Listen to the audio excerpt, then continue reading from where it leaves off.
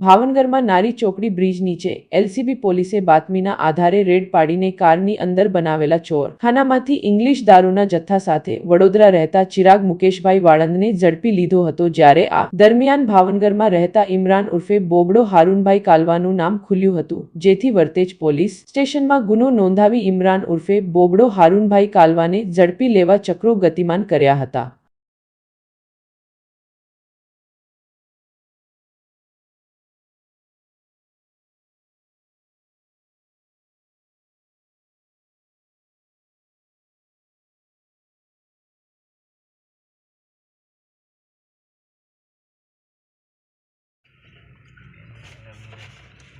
Rimmel पड़ी हूँ